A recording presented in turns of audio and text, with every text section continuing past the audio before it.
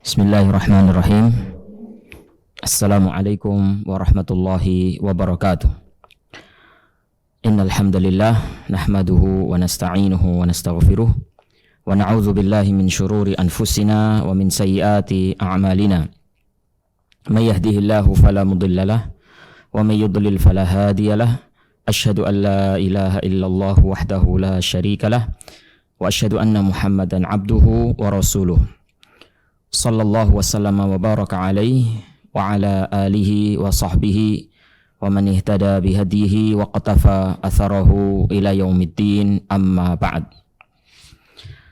Kaum muslimin dan muslimat, para pemirsa Al-Furqan TV yang dimuliakan Allah Subhanahu wa taala, pada kesempatan sore hari ini pembahasan kita bersama pelajaran tafsir Ayatul Ahkam akan mengangkat insyaallah 3 ayat. Semuanya berkenaan dengan salat. Yang pertama adalah surat Luqman ayat 18, kemudian surat Al-Hajj ayat 26 dan surat Al-Baqarah ayat 144.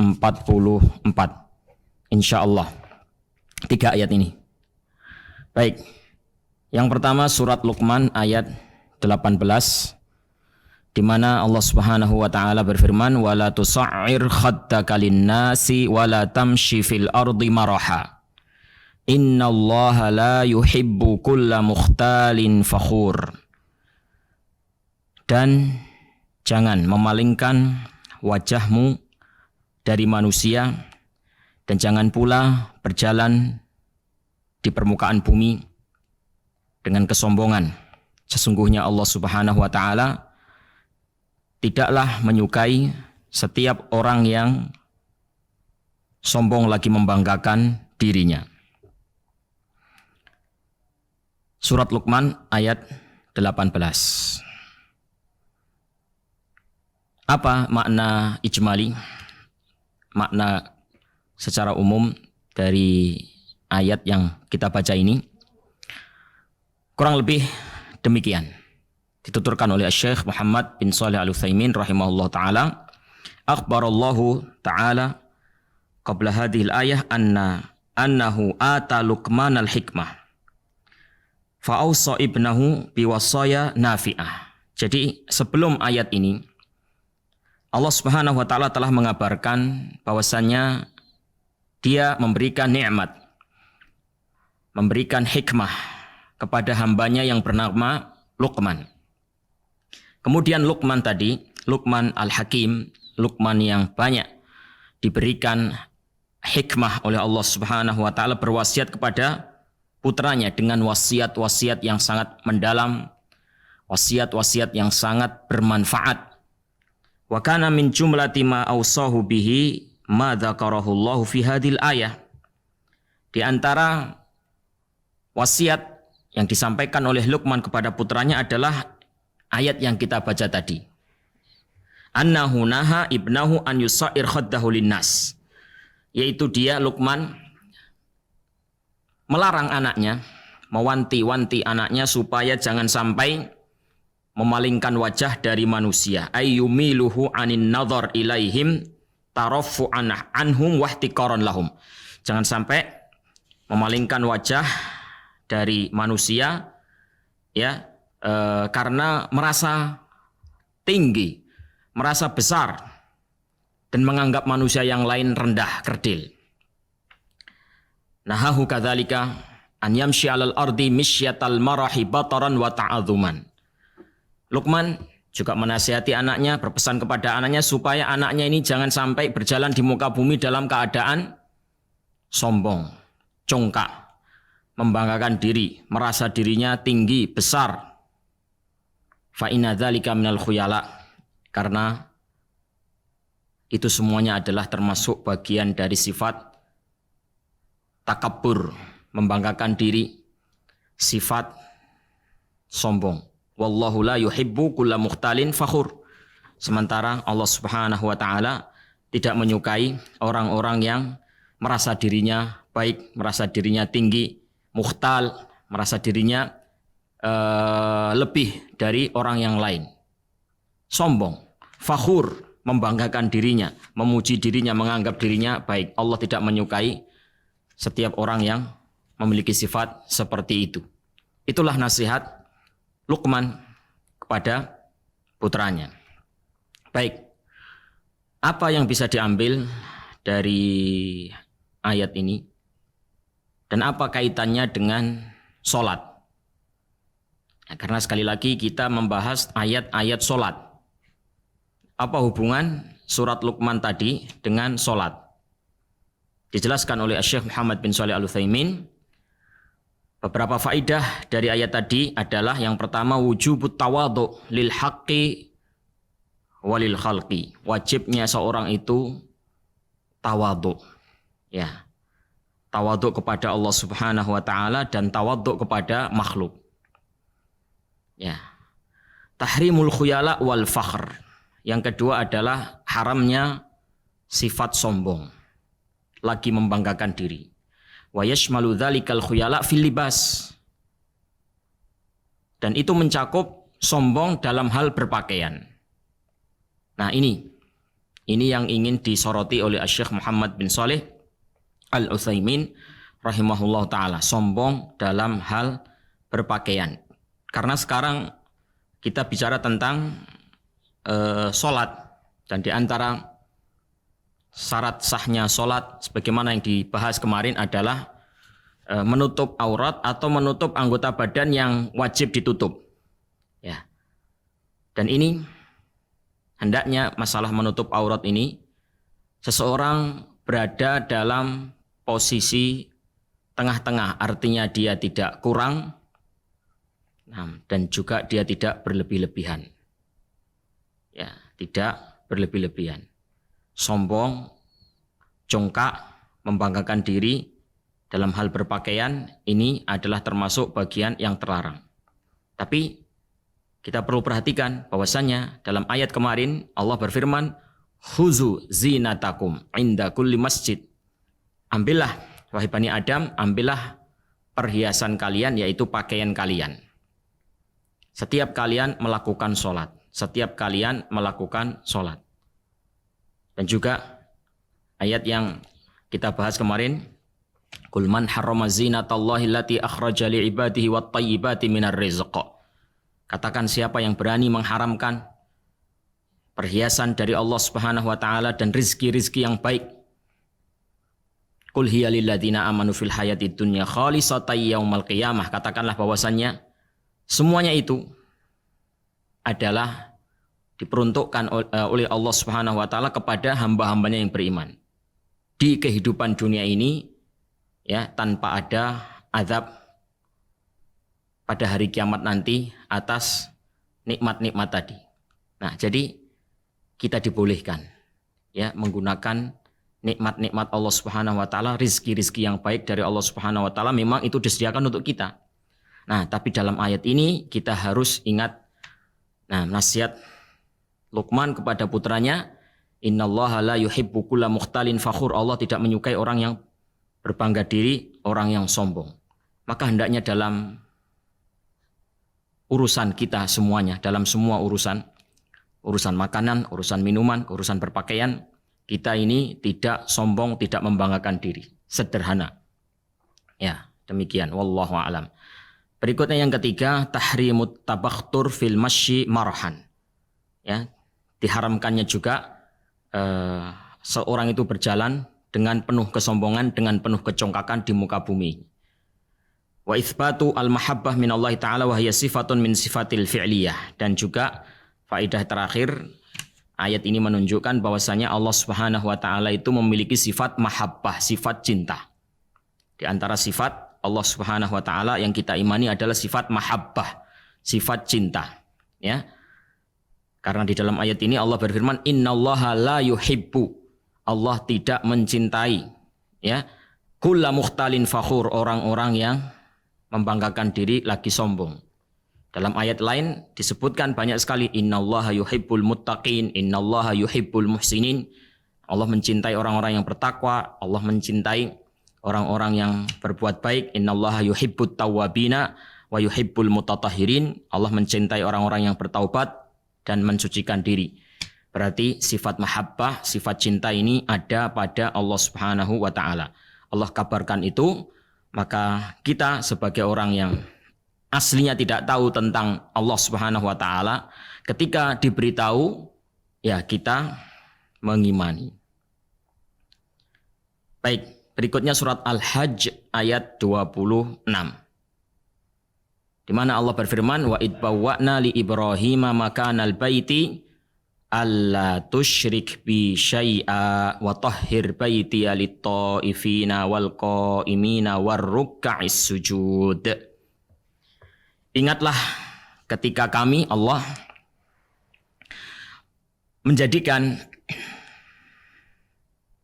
tempat keberadaan Baitullah sebagai tempat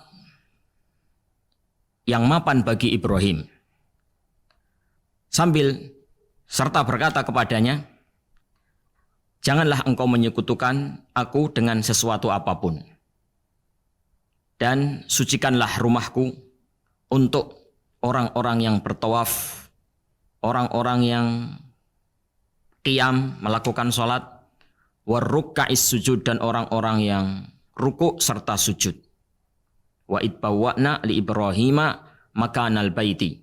Ingatlah tatkala kami menjadikan tempat keberadaan Baitullah itu sebagai tempat yang mapan bagi Ibrahim. Seraya berkata, janganlah engkau wahai Ibrahim menyekutukan aku dengan sesuatu apapun, dan sucikanlah rumahku bagi orang-orang yang hendak tawaf, bagi orang-orang yang qiyam, mendirikan sholat, warruk'is sujud, bagi orang-orang yang rukuk dan sujud. Surat Al-Hajj ayat 26. Ya, Nabi Ibrahim alaihi salam yang disebutkan dalam ayat ini sudah sangat kita kenal sekali. Siapa beliau? Nabiullah, Rasulullah, Khalilullah, ulul azmi. Beliau adalah nabi, beliau adalah rasul, beliau adalah ulul azmi. Ya, di antara para nabi dan rasul yang memiliki tekad baja, tekad yang sangat kuat di dalam menyampaikan amanah risalah dari Allah Subhanahu wa taala. Bahkan beliau adalah Khalilullah, kekasih Allah Subhanahu wa taala. Karena beliau telah membuktikan betapa tingginya cinta beliau kepada Allah Subhanahu wa taala dengan sebuah level kecintaan yang tidak ada yang menandingi. Artinya beliau cinta kepada anak, kepada istri, ya, kepada orang-orang yang terdekat. Tapi kecintaan tersebut, kecintaan kepada makhluk, kecintaan kepada orang-orang yang terdekat itu tidak bisa mengalahkan kecintaan kepada Allah Subhanahu wa taala. Kecintaan kepada Allah tetap nomor satu, ya, bagi Nabi Ibrahim alaihissalam. Sehingga ketika Allah Subhanahu wa taala memerintahkan Nabiullah Ibrahim untuk menyembelih putranya Ismail, ya,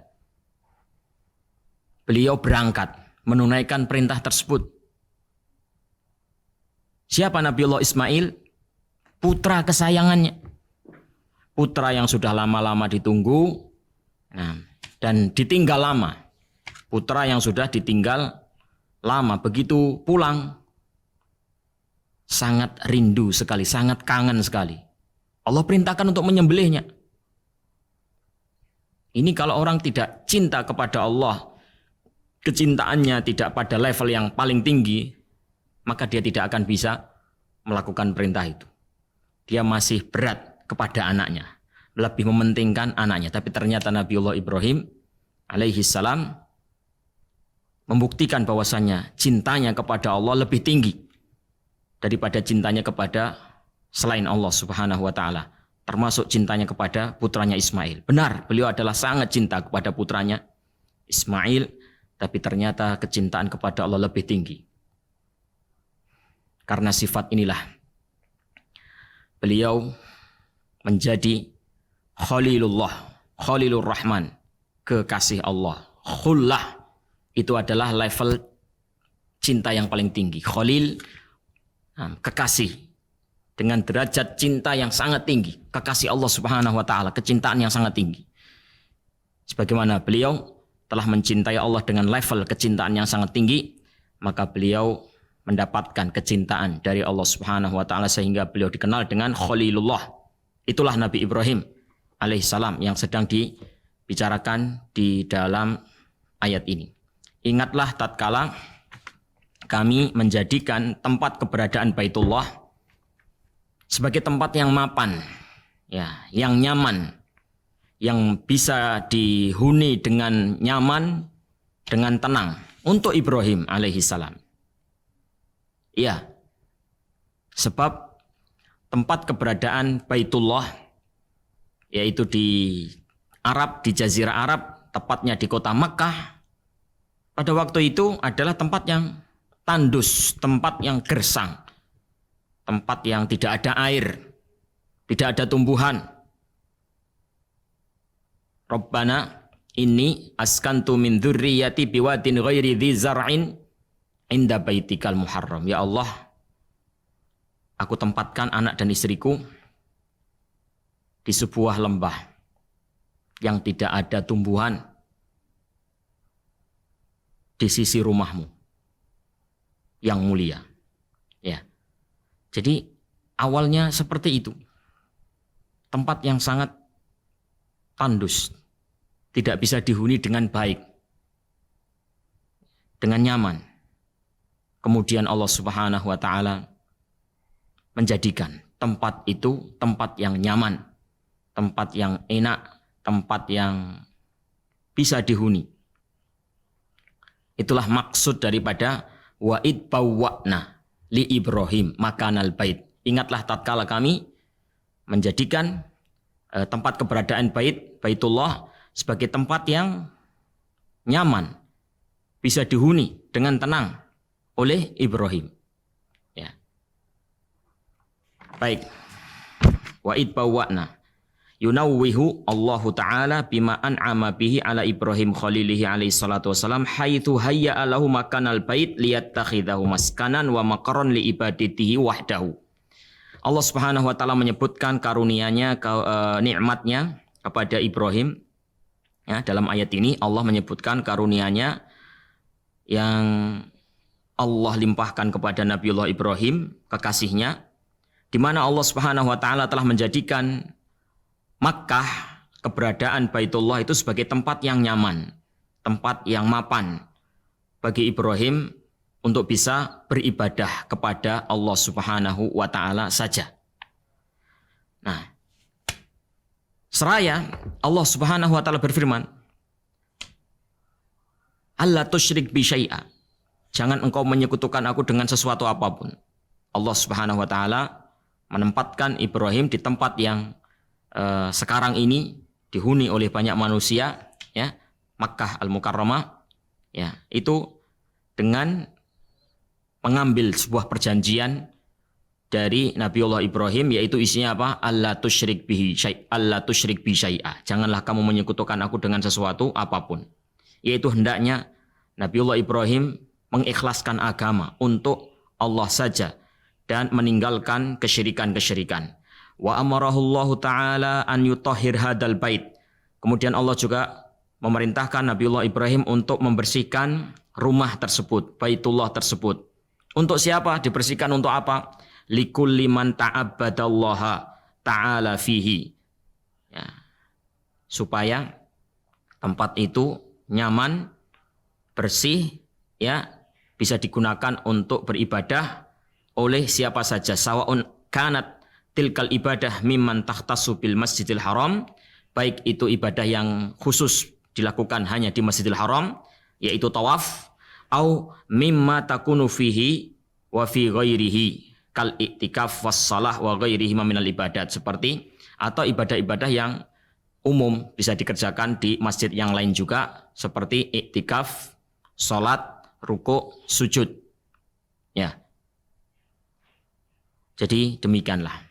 Allah Subhanahu wa taala telah menjadikan kota Makkah yang saat itu tandus gersang sebagai tempat yang nyaman untuk Nabiullah Ibrahim supaya beliau alaihi salam bisa beribadah kepada Allah Subhanahu wa taala di tempat tersebut. Nah, sehingga tempat tersebut menjadi tempat yang ramai dikunjungi manusia. Dan Allah Subhanahu wa taala di saat menjadikan kota Makkah seperti itu, tempat yang nyaman seperti, Allah Subhanahu wa taala mengambil perjanjian dari Nabi Ibrahim supaya apa? Tidak menyekutukan Allah dan supaya merawat tempat tersebut, membersihkannya agar menjadi tempat yang nyaman bagi orang-orang yang sholat di situ, rukuk dan sujud di situ. Hingga tempat itu menjadi tempat yang ramai dikunjungi manusia hingga sekarang ini. Masya Allah, barokah dari doa Nabiullah Ibrahim. Wa id qala Ibrahimu rabbi ja'al hadha baladan amina warzuq ahlahu minas samarati man amana minhum billahi wal yaumil akhir. Ingatlah ketika Ibrahim berdoa, ya Allah, jadikanlah tempat ini sebagai negeri yang aman dan berikanlah rezeki bagi penduduknya, baik dari kalangan orang yang beriman kepada Allah dan hari akhir. Warzuqhu minas samarati man amana minhum billahi wal yaumil akhir. Wa id qala Ibrahimu rabbi ja'al hadzal balada amina. Dan ingatlah ketika Ibrahim berdoa, ya Allah, jadikanlah kota ini sebagai kota yang aman. Padahal dulunya kota itu kota yang gersang, tandus, ya, tidak ada air, tidak ada tumbuhan. Sekarang menjadi kota yang ramai, ya, didatangi dari segala penjuru. Tidak pernah sepi sedikit pun. Nah, baik, apa faedah yang bisa diambil dari ayat ini? Dan apa kaitannya dengan sholat? Demikian penjelasan dari Syekh Muhammad bin Shalih Al-Utsaimin. Pertama, faedah pertama, bayanu minnatillahi ta'ala bitahyi'ati makanil baiti li Ibrahimil Khalil alaihi salatu wassalam. Ayat ini menjelaskan bagaimana karunia Allah Subhanahu wa taala kepada Nabi Ibrahim, yaitu berupa Allah jadikan tempat itu tempat yang mapan, tempat yang enak, tempat yang nyaman bagi Nabiullah Ibrahim. Kemudian fadilatu Ibrahim haitsu khassahullah taala bidzalik. Ayat ini juga menunjukkan keistimewaan Nabiullah Ibrahim, keutamaan Nabiullah Ibrahim, di mana Allah Subhanahu wa taala mengkhususkan tempat itu, menyebutkan secara khusus Nabi Ibrahim berkenaan dengan tempat itu. Meskipun tempat itu untuk saat ini Allah Subhanahu wa taala jadikan secara Allah jadikan tempat ini, tempat Makkah ini, tempat keberadaan Baitullah ini adalah tempat yang nyaman dihuni oleh siapa saja. Nah, banyak orang yang merasa nyaman tinggal di sana. Akan tetapi dalam ayat ini Allah Subhanahu wa taala sebutkan secara khusus Nabi Ibrahim. Wa id bawwa'na li Ibrahim. Ini menunjukkan pemuliaan, tasyrif untuk Nabiullah Ibrahim. Jadi sekali lagi, tempat ini sebenarnya Allah buat nyaman, Allah buat aman bagi siapa saja yang menghuni tempat sana. Nah, tapi Allah Subhanahu wa taala menyebutkan Nabi Ibrahim secara khusus. Wa id bawwa'na li Ibrahim. Ini menunjukkan bahwasannya Allah Subhanahu wa taala memang memberikan nikmat tempat Jazirah Arab atau tempat keberadaan Baitullah Makkah itu untuk Nabiullah Ibrahim secara khusus. Ya, dan kemudian secara umum kepada hamba-hambanya yang lain. Yang ketiga, wujubu tathhiril buq'ah lis-salati 'alaiha, wajibnya membersihkan tempat untuk sholat. Wa hadza mahallul istishhad bil ayah, dan inilah inti daripada ayat ini yang berkenaan dengan hukum sholat. Nah, ini yang langsung kaitannya dengan sholat. Nabi Ibrahim diperintah untuk apa tadi? Antohir baitiya lit-ta'ifina wal qa'imina war ruka'is sujud. Bersihkan rumahku. Untuk siapa? Untuk orang-orang yang tawaf. Untuk orang-orang yang mendirikan sholat, rukuk dan sujud. Allah perintahkan untuk dibersihkan tempat ini. Ini menunjukkan bahwasanya ada syariat untuk menjaga kebersihan tempat di mana kita melaksanakan ibadah sholat. Ya. Yang keempat, wujubu tathhiri libasil musalli wa badanihi li'annahu aula min tathhiril buq'ah allati yusalli 'alaiha. Ayat ini juga menerangkan wajibnya membersihkan pakaian bagi orang yang sholat. Membersihkan badan juga. Dari mana diambil? Li'annahu aula min tathhiril buq'ah, kata Syekh Muhammad bin Shalih Al-Utsaimin, karena membersihkan pakaian dan badan itu lebih utama daripada membersihkan tempat. Karena dia langsung berkaitan dengan orang yang sedang melaksanakan sholat itu. Pakaian dan badan itu langsung melekat pada orang yang sholat. Beda sama tempat. Mudah-mudahan bisa dipahami ya. Jadi Allah Subhanahu wa taala itu memerintahkan untuk membersihkan tempat sholat.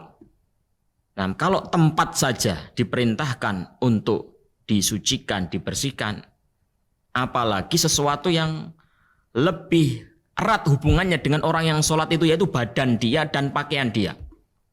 Nah, jadi pakaian ini langsung dipakai menghadap kepada Allah Subhanahu wa taala. Badan ini, dengan badan ini kita menghadap kepada Allah Subhanahu wa taala. Berarti kaitannya dengan ibadah sholat itu lebih erat. Maka dia lebih utama untuk diperhatikan kebersihannya. Makanya dalam kitab-kitab fikih, ketika para ulama membahas tentang syarat sahnya sholat, mereka membahas tentang suci. Ya. Kesucian apa? Badan, pakaian, dan tempat. Ya. Dari najis. Badan, pakaian, tempat, suci dari najis. Kemudian juga badan ini, jiwa ini bersih, suci dari hadas. Yang kelima, fadilatur ruku' was sujud wa makanatuhuma fis shalah.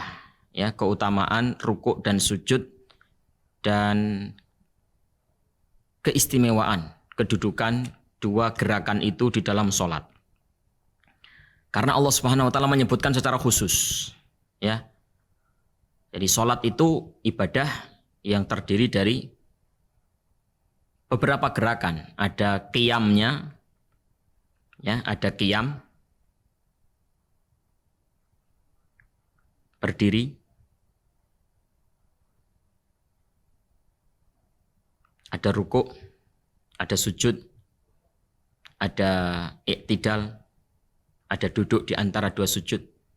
Nah, tapi dua gerakan ini, rukuk dan sujud, itu yang sering disebut. Ya, ketika Allah membahasakan tentang sholat,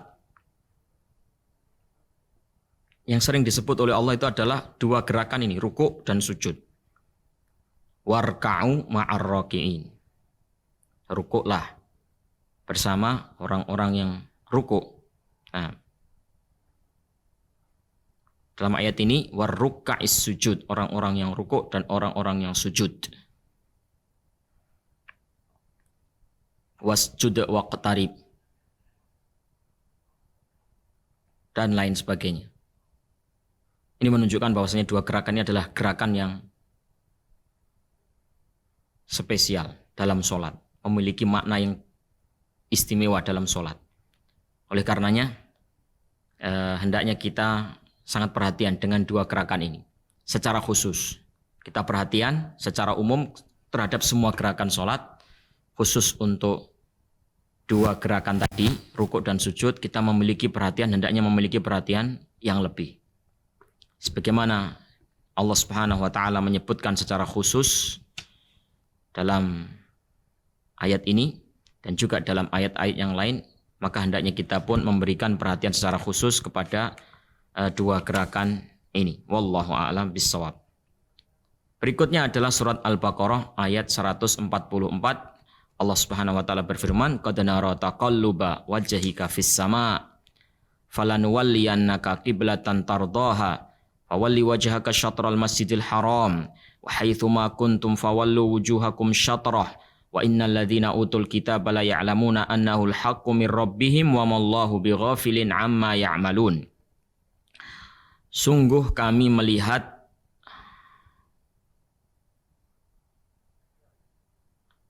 berbolak-baliknya wajahmu ke langit, wahai Muhammad. Sungguh kami telah melihat berbolak-baliknya wajahmu menghadap ke langit.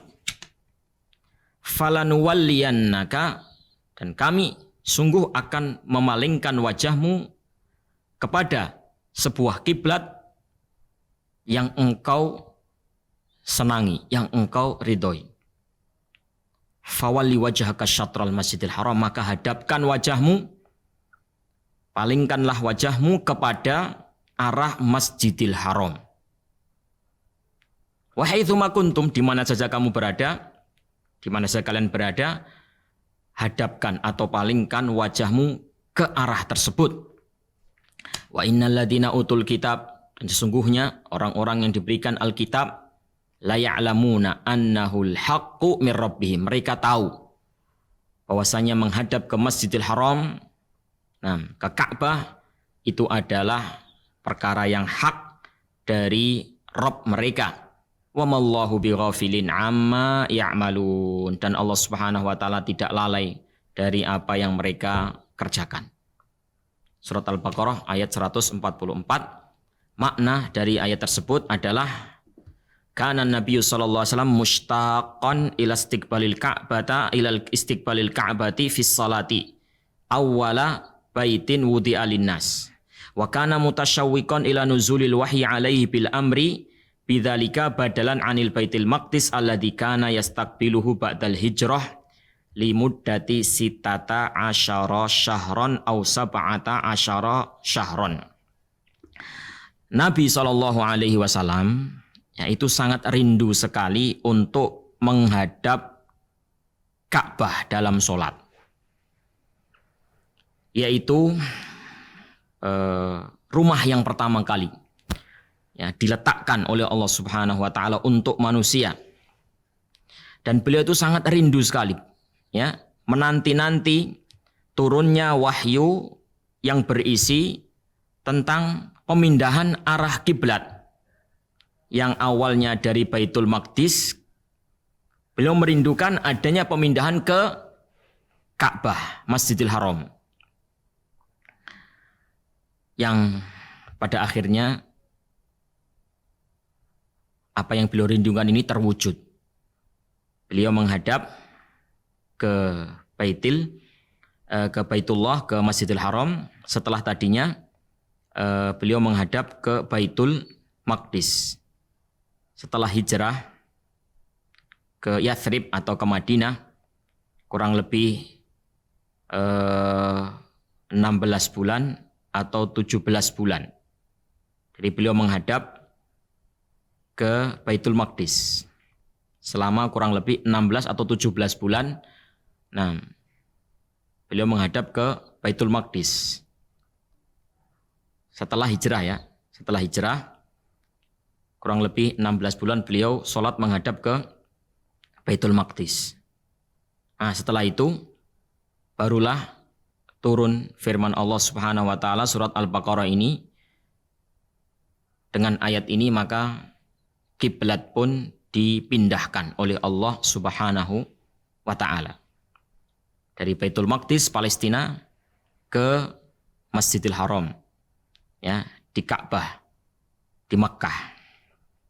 Fakana sallallahu alaihi wasallam yuqallibu wajhahu fis sama intidharan linuzulil wahyi.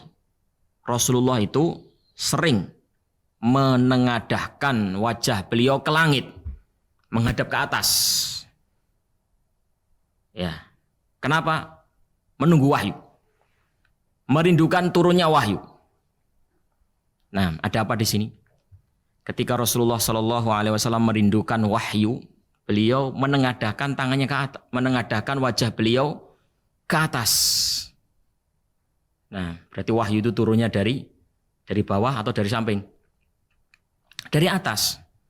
Beliau sering menengok ke atas, rindu akan turunnya wahyu.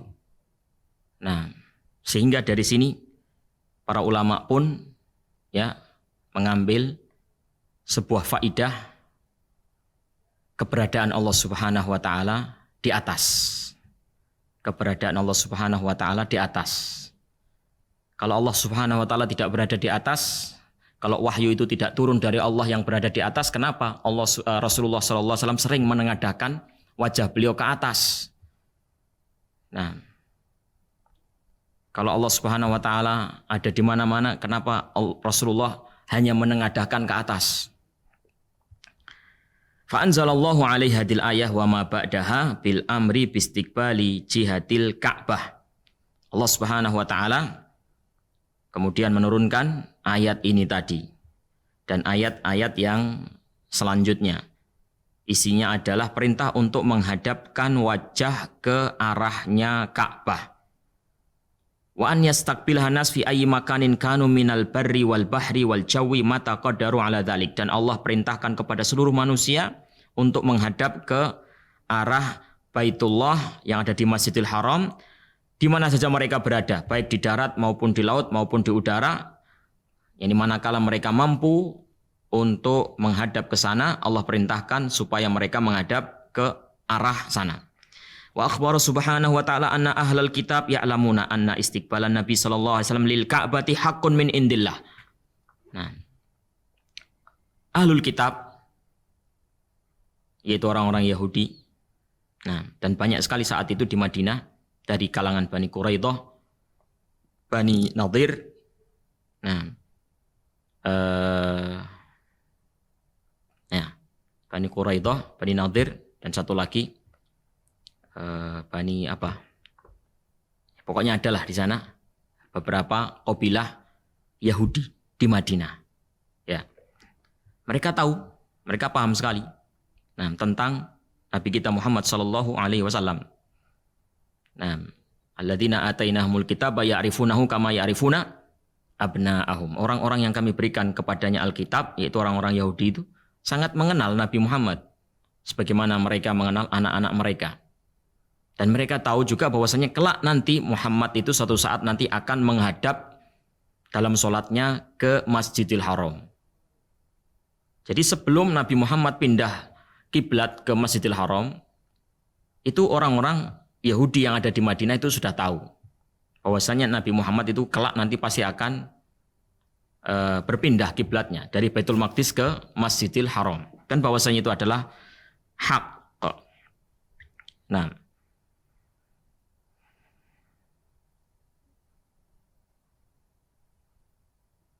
haitsu akhbarat bidzalika kutubuhum.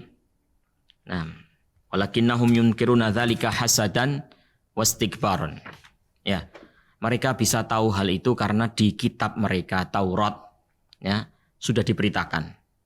Nah, sudah diberitakan dalam kitab Taurat. Hanya saja mereka itu tetap mengingkari.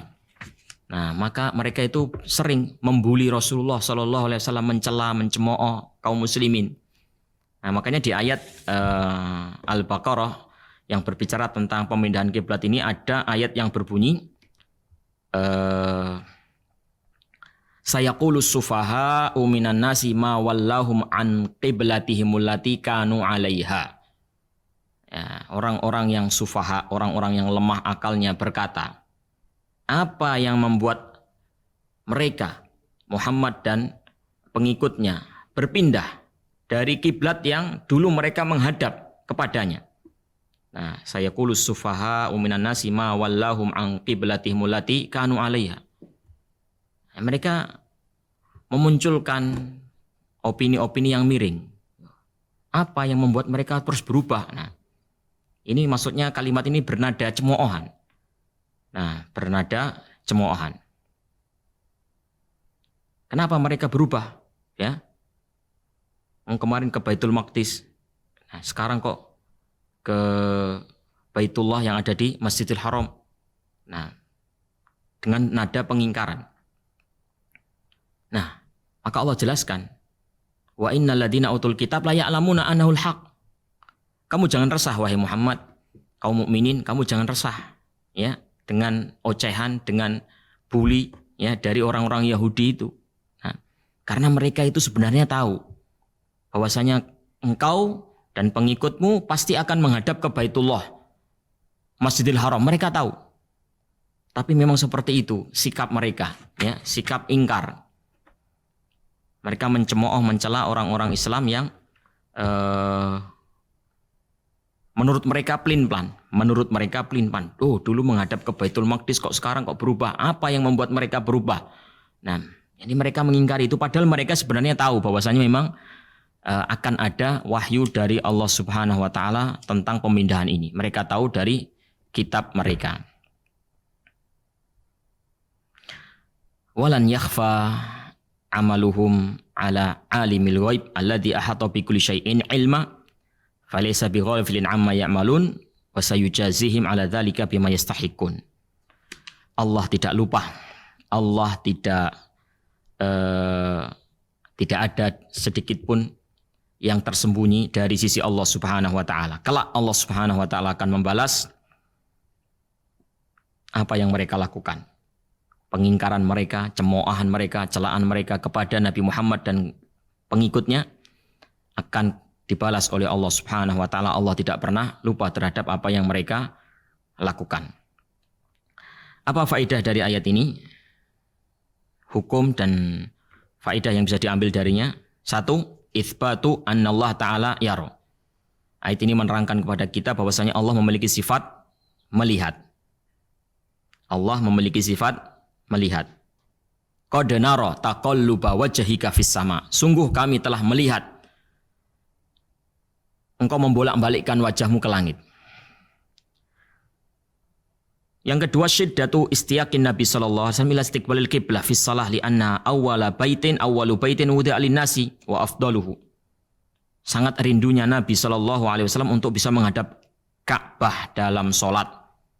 Nah, karena dia adalah Baitullah yang pertama kali diletakkan ya untuk manusia dan dia adalah yang paling afdal.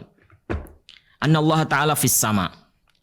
Nah, ayat tadi juga menerangkan bahwasanya Allah Subhanahu wa taala di langit. Dari mana diambil? Qad nara taqalluba wajhika fis sama. Kami melihat engkau membolak-balikkan wajahmu, menengadahkan wajahmu ke langit. Jadi Rasulullah itu sering menengadahkan wajahnya ke langit, menghadap ke atas. Saking rindunya akan turunnya ayat tentang pemindahan arah kiblat ini. Menunggu-nunggu, ya, rindu sekali. Sehingga saking rindunya sampai Rasulullah itu menengadahkan wajahnya ke langit. Nah, berarti turunnya wahyu itu dari langit. Dari mana turunnya wahyu? Dari Allah Subhanahu wa taala. Nah, kalau Allah Subhanahu wa taala tidak berada di atas, tidak berada di langit, kenapa Rasulullah sallallahu alaihi wasallam menengadahkan wajah beliau ke langit? Wujubu istiqbalil Ka'bah fis shalah. Nah, ini yang kaitannya dengan ayat hukum, kaitannya dengan hukum fikih. Wajibnya menghadapkan wajah ke Ka'bah ketika sholat, menghadapkan diri ini ke Ka'bah ketika sholat. Fi ayyi makanin kanal musalli. Nah, di mana saja seorang yang sholat itu berada. Faman amkanahu musyahadatuha istaqbala ainaha wa illa fajihataha. Manakala seorang itu memungkinkan untuk menghadapkan wajahnya langsung ke bendanya Ka'bah itu, Ainul Ka'bah, maka dia wajib untuk menghadapkan dirinya ke Ka'bah langsung. Adapun orang yang tidak bisa melihat Ka'bah, ya, kita yang ada di Indonesia, ya, tidak tahu secara persis, ya, titik letaknya Ka'bah karena kita tidak melihatnya. Ya. Maka kewajibannya adalah istiqbalul jihah, menghadapkan wajah kita ke arah kiblat, ke arah, bukan ke bangunan Ka'bah itu, ke bendanya itu. Karena bendanya tidak kita lihat, ya, arahnya kurang lebih adalah barat miring sedikit ke utara. Nah, itu sudah sah. Jadi seandainya misalnya meleset 1 derajat, 2 derajat, 3 derajat, nah itu tidak jadi masalah. Itulah yang dimaksud dengan syatrah, fawalli wajhaka syatral masjidil haram. Syatral masjidil haram, yaitu arahnya masjidil haram. Jadi tidak tepat di masjidil haramnya tidak ada masalah. Tidak tepat di Ka'bahnya tidak ada masalah. Meleset 1 derajat, 2 derajat itu wajar. Anna ahlal kitab ya'lamuna anna istiqbalal Ka'bah wal haqqu min indillah haitsu akhbarat bidzalika kutubum lakinnahum yakfuruna bidzalika inadan. Ahlul kitab tahu bahwasanya pemindahan arah kiblat ke Masjidil Haram itu adalah perkara yang hak, tapi mereka walaupun demikian tetap saja mengingkari hal tersebut. Nah, mereka mencemooh, mencela, ya, menggembosi kaum muslimin yang menghadap ke sana. Nah, hendaknya kita menjauhi sikap dan perangai seperti ini. Tahu al-haq tapi tidak menerimanya. Tahu tapi tidak menerimanya, tidak mengamalkannya. Nah, makanya Allah Subhanahu wa taala mengajari kita untuk senantiasa berlindung dari jalannya orang-orang yang dimurkai. Ihdinas siratal mustaqim, siratal ladzina an'amta 'alaihim ghairil maghdubi 'alaihim. Tunjuk ke kami jalan yang lurus, jalan orang-orang yang Engkau beri nikmat, bukan jalannya orang yang maghdub alaihim, orang yang dimurkai. Ahli tafsir menerangkan siapa mereka maghdub alaihim ini, yaitu mereka adalah orang-orang Yahudi, mereka tahu al-haq, akan tetapi mereka tidak mengambil, tidak menerimanya, tidak mengamalkannya. Nah, mudah-mudahan kita dijauhkan dari perangai semacam itu. Si'atu ilmillahi ta'ala wa muraqabatuhu li a'mali ibadihi. Luasnya ilmu Allah Subhanahu wa ta'ala, dan bahwasanya Allah senantiasa mengawasi amalan-amalan hambanya. Ya, Allah tahu ketika Rasulullah Shallallahu Alaihi Wasallam menengadahkan wajahnya itu maksud Rasulullah apa? Nah, Allah mengetahuinya. Allah mengetahui apa yang ada di dalam hati. Innallaha alimun bidzatis sudur. Baik kaum muslimin dan muslimat, para pemirsa Al-Furqan TV yang dimuliakan Allah Subhanahu wa taala. Ini yang bisa kita sampaikan, ini yang bisa kita bahas dalam kesempatan sore hari ini. Semoga apa yang kita pelajari menjadi ilmu yang bermanfaat, bisa kita amalkan, bisa kita dakwahkan. Amin, amin ya rabbal alamin. Wassallallahu wassalamu ala nabiyina Muhammad wa ala alihi wa sahbihi ajma'in. Walhamdulillahi rabbil alamin. Wassalamualaikum warahmatullahi wabarakatuh.